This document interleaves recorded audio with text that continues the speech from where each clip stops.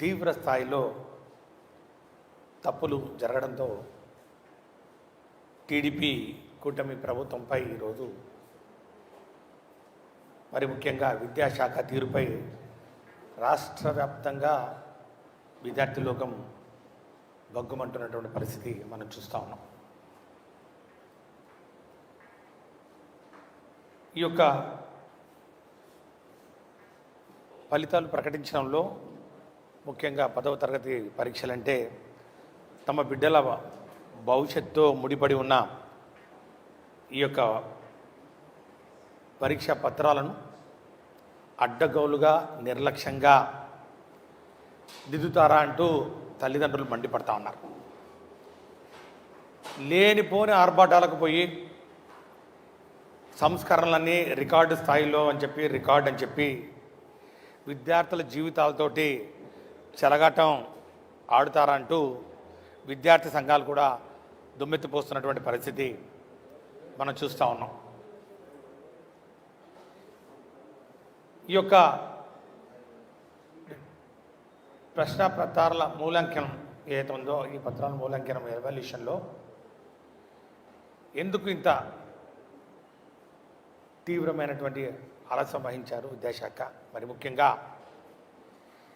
ఎందుకు ఈ రికార్డ్స్, ఎవరి కోసం ఈ రికార్డ్స్, ఎవరి కోసం ఈ యొక్క కూటమి ప్రభుత్వం విద్యాశాఖ కొమ్ము కాస్తూ ఉందనే ప్రశ్నలు ఈరోజు రాష్ట్రమంతటా కూడా మరి ఈరోజు వినిపిస్తూ ఉన్నటువంటి పరిస్థితి మనం చూస్తాం. వారం రోజుల్లోనే మేము ప్రశ్నాపత్రాల మూల్యాంకనం ముగించామని చెప్తా ఉన్నారు. వాస్తవాల్లోకి వెళ్తే కొన్ని పేపర్లలో మరి ముఖ్యంగా సోషల్ స్టడీస్ మరి జవాబు పత్రాల మూల్యాంకనం కేవలం 5 రోజుల్లోనే ముగించిందని పూర్తి చేశారనే ఒక విషయం కూడా బయటపడతా ఉంది. అంటే ఈ ప్రభుత్వం దేనికోసం ఈ రికార్డుల కోసం తాపత్రపడుతుంది. కనీసం ఈ రికార్డు జరిగిందా అంటే అది కూడా లేదు. ఎందుకంటే ఏప్రిల్ 1వ తారీఖున పరీక్షలు పూర్తయితే ఏప్రిల్ 23న ఈ యొక్క పరీక్షా ఫలితాలు వెల్లడించడం జరిగిందంటే సుమారు 21 రోజులు పట్టింది. గతంలో పోలిస్తే ఇది ఇంకెక్కువనే. ఎందుకంటే 22-23 విద్యా సంవత్సరంలో వైసీపీ ప్రభుత్వం అధికారంలో ఉన్నప్పుడు 17 రోజుల్లోనే మరి ఫలితాలు వెల్లడించిన విషయాన్ని కూడా ఈ సందర్భంగా నేను ఉటంకిస్తూ ఉన్నాను. ఈ యొక్క కూటమి ప్రభుత్వం ముఖ్యంగా విద్యాశాఖ కార్పొరేట్ ఇంటర్ కాలేజీలకు కొమ్ము కాయడానికే ఈ హడావుడి. ఇంటర్ తరగతుల్ని హడావుడిగా ప్రారంభించి ముఖ్యంగా కార్పొరేట్ కళాశాలలు ఈ జేఈ కోర్సులకు కానివ్వండి, నీట్ కోర్సులకు సంబంధించి ఆ యొక్క పని దినాలు ఎక్కువగా కావాలి, ఈ యొక్క క్లాసులు తొందరగా కలెక్ట్ చేసుకోవాలి, ఈ డబ్బులు వసూలు చేసుకోవాలి, తరగతులు మరి ప్రారంభిస్తే తప్ప డబ్బులు ఇచ్చే పరిస్థితి లేదు కాబట్టి, మరి ముఖ్యంగా రిజల్ట్స్తో ముడిపడి ఉంది కాబట్టి ఈ తొందరపాటు చర్య తద్వారా వేలాది మంది విద్యార్థుల భవిష్యత్తుతోటి ఈ కూటమి ప్రభుత్వం చెలగాటమాడిందనే విషయాన్ని మాత్రం చాలా స్పష్టంగా అందరూ కూడా రాష్ట్రంలోని విద్యార్థి సంఘాలు కానివ్వండి, తల్లిదండ్రులు కానివ్వండి, విద్యార్థులు కానివ్వండి అందరూ కూడా ఈ యొక్క ప్రశ్నలు ఏవైతే ఉన్నాయో ఈ ప్రశ్నలకు సమాధానం దొరక్క ఈరోజు ఇబ్బంది పడుతున్నటువంటి పరిస్థితి మనం చూస్తూ ఉన్నాం. ఇంత జరుగుతున్నా కూడా మరి విద్యాశాఖ మంత్రి గారు అసలు నోరు ఇప్పట్లేదు. స్వయంగా తన శాఖలోనే దారుణంగా ఇంత అవకతవకలు జరిగినాయి అంటే సుమారు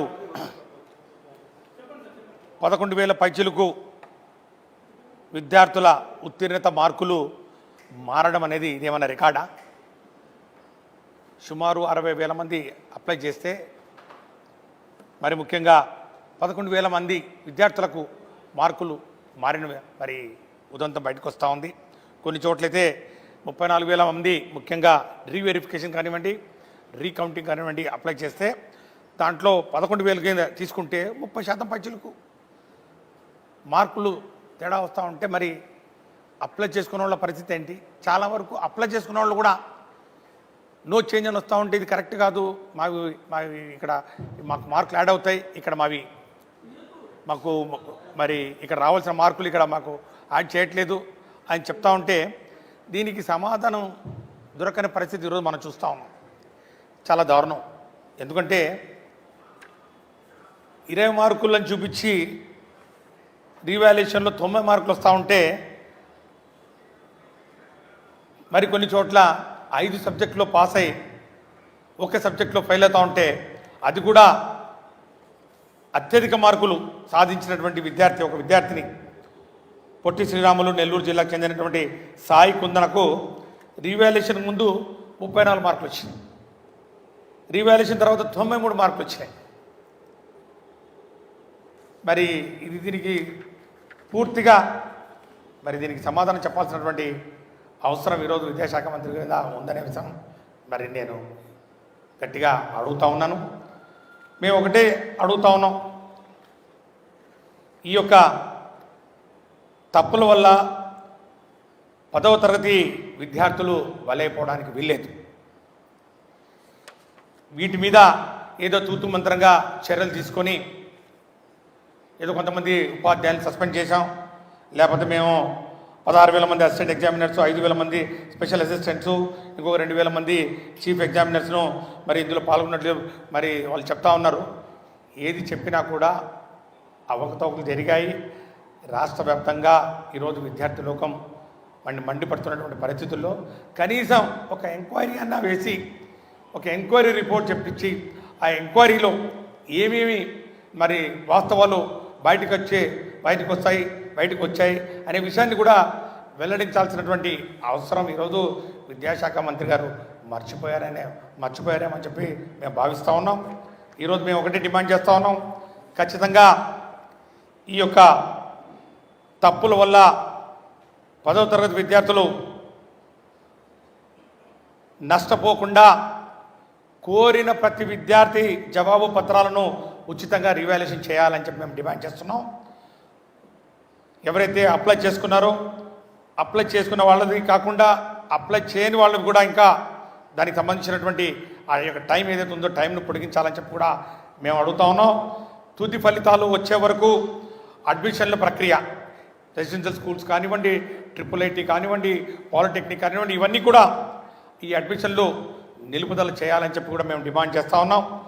తప్పు మరి ఈ యొక్క జరిగిన విషయంలో బాధ్యులైన వారు ఎవరైనా సరే, అంటే including education minister Nara Lokesh బాబుతో సహా అందరిపైన చర్యలు తీసుకోవాలని చెప్పి మేము డిమాండ్ చేస్తూ ఉన్నాం. మరి ఈ రీవెరిఫికేషన్ అట్లాగే రీకౌంటింగ్కు అప్లై చేసిన వాళ్ళు చాలామంది విద్యార్థులు మళ్ళా ఈ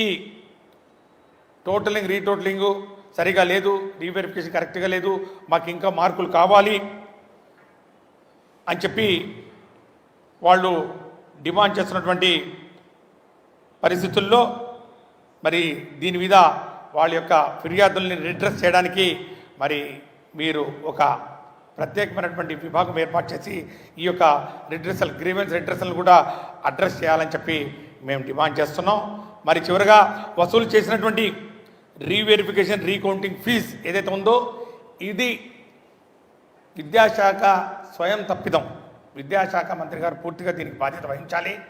కూటమి ప్రభుత్వం, తెలుగుదేశం పార్టీ కూటమి ప్రభుత్వం దీనికి బాధ్యత వహించాలి. కాబట్టి తప్పు చేసిన వాళ్ళ మీద చర్యలు తీసుకున్నామని చెప్తా ఉన్నారు. కాబట్టి ఇది తప్పులు దొరలేని చెప్పి మీరు మరి ఒప్పుకున్నట్లయితుంది. కాబట్టి మీరు వసూలు చేసినటువంటి ఈ రీవెరిఫికేషన్ రీకౌంటింగ్ ఫీజు వెంటనే విద్యార్థులందరికీ కూడా రీఫండ్ చేయాలని చెప్పి మేము ప్రధానంగా డిమాండ్ చేస్తూ ఉన్నాం.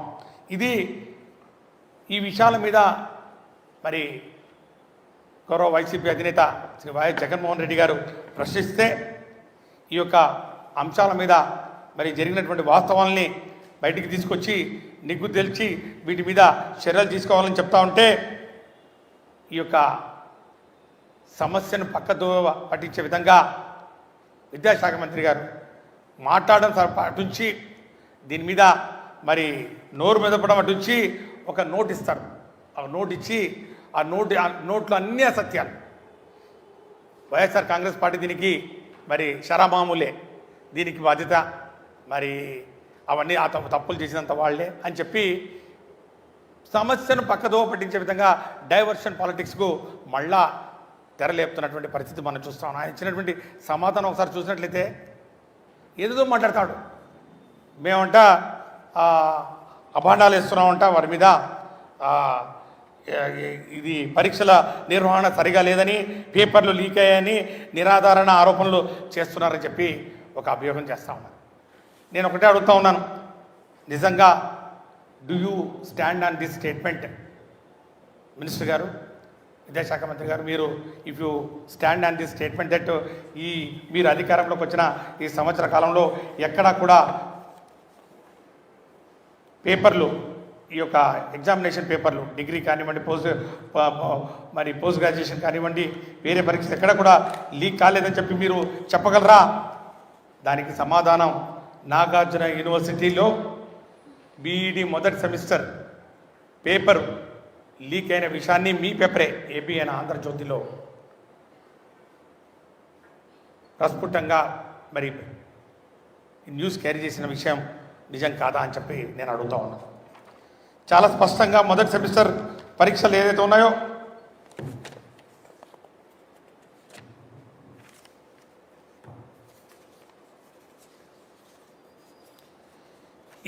ఈ పేపర్లో 12 మార్చి 12 ఈ యొక్క పేపర్ నాగార్జున యూనివర్సిటీలో 7వ తారీఖు మార్చి 7న ఈ యొక్క ప్రశ్నాపత్రం లీక్ అయింది half an hour before examination అని చెప్పి కంట్రోలర్ ఆఫ్ ఎగ్జామినేషన్ ఒప్పుకొని 12 మార్చ్ 2025లో రీ ఎగ్జామినేషన్ కండక్ట్ చేసినటువంటి మాట వాస్తవం కాదా అని చెప్పి మేము అడుగుతా ఉన్నాం. చాలా స్పష్టంగా ఆ పేపర్ పేరు కూడా perspective in child development exam paper. Perspective in child development exam paper 7th March schedule to be held.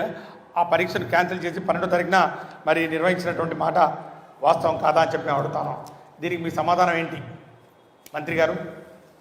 ఇది కాకుండా సంస్కరణలు, అనేకమైనటువంటి సంస్కరణలు వైఎస్ఆర్ కాంగ్రెస్ పార్టీ అధికారంలో ఉన్నప్పుడు చేపడితే ఆ సంస్కరణలన్నీ కూడా నాడు నేడు కానివ్వండి, గోరుముద్ద కానివ్వండి, 3వ తరగతి నుంచి సబ్జెక్ట్ ఎక్స్పర్ట్స్ టీచర్స్ కానివ్వండి, 3వ తరగతి నుంచి టోఫల్ క్లాసులు కానివ్వండి, మరి 8వ తరగతి నుంచి ఈ ట్యాబులు కానివ్వండి, బైజూస్ ప్రీలోడెడ్ కంటెంట్ ట్యాబ్స్ కానివ్వండి, ఈ కార్యక్రమాలన్నింటినీ కూడా, మంచి కార్యక్రమాలన్నింటినీ కూడా కక్ష కట్టి నీరు కాచినటువంటి మాట వాస్తవం కాదా అని చెప్పి మేము ప్రశ్నిస్తాం.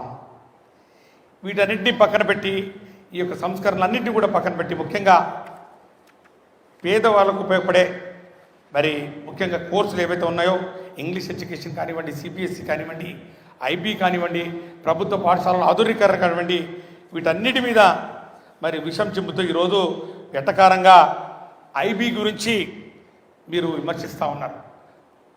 మరి ఐబీ గురించి మీరు ఏమంటా ఉన్నారు? మీరు ఐబీ గురించి ఈ ఐబీ అమలు రిపోర్టు కోసం 5 కోట్లు ఖర్చు చేశారే తప్ప అమలు చేయలేదు, ఐబీని తీసుకొచ్చినట్లు కలలు కంటున్నారని చెప్పి వ్యంగ్యంగా వాళ్ళ యొక్క పచ్చపత్రికల్లో ఒక స్టేట్మెంట్ ఇస్తూ ఉన్నారు. నేను ఒకటే అడుగుతా ఉన్నాను, times of India, Indian express, economic times ఇలాంటి జాతీయ పత్రికలన్నింటిలో కూడా Andhra Pradesh government has entered into A MOU with Switzerland-based International Baccalaureate course in introducing IB curriculum in the government schools అని చెప్పి ఫోటోస్తో పాటు ప్రచురిస్తూ IB కరికులంతో రాబోయే రోజుల్లో ఒక షెడ్యూల్ ప్రకారం 1వ తరగతి నుంచి ఎప్పుడు, 25, 26 నుంచి తర్వాత ఎప్పుడు అసలు ఈ ఐబీ కరికులం ఏ విధంగా ఉపయోగపడుతుందని చెప్పి ఐబీ కరికులంని ఇంట్రడ్యూస్ చేసే క్రమంలో SCRT తోటి ఈ స్విస్ బేస్డ్ ఐబీ కోర్సు మరి కరికులం వాళ్ళతో డైరెక్టర్ తోటి ఒక MOU చేసుకున్న విషయం గురించి మరి మీరు ఏమంటారని చెప్పి కూడా నేను ప్రశ్నిస్తూ ఉన్నాను. ఒకటే మేము అడుగుతా ఉన్నాను, మీకు ఈ ఐబీ గురించి లేకపోతే దీని యొక్క కాన్సెప్ట్ గురించి మీకు తెలిసినట్టు లేదని అనే విషయాన్ని మాత్రం చాలా స్పష్టంగా మీరు చేస్తున్నటువంటి ఈ కామెంట్స్ బట్టి తెలుస్తూ ఉంది. ఈ ఐబీ సిలబస్ అనేది విద్యార్థుల విద్య, వ్యక్తిగత, సామాజిక నైపుణ్యాలను అభివృద్ధి చేయడంపై దృష్టి సారించే సమగ్రమైనటువంటి పాఠాంశం అనే విషయం మరి మీకు తెలుసో తెలీదు, మాకు తెలియదు. మరి తెలిస్తే ఈ విధంగా మీరు మాట్లాడరు. మరి క్రిటికల్ థింకింగ్ కానివ్వండి, అంటే విమర్శనాత్మక ఆలోచన విధానం కానివ్వండి, సమస్యల పరిష్కారం అంటే ప్రాబ్లమ్ సాల్వింగ్ కానివ్వండి, మరి సృజనాత్మకత, మరి క్రియేటివిటీని నొక్కి చెప్పే ఒక కరికులం ఇది ఐబీ కరికులం. ఈ ఐబీ విద్యార్థులు విభిన్న సంస్కృతులు మరియు దృక్కోణాల గురించి తెలుసుకునే అవకాశం ఉంటుంది.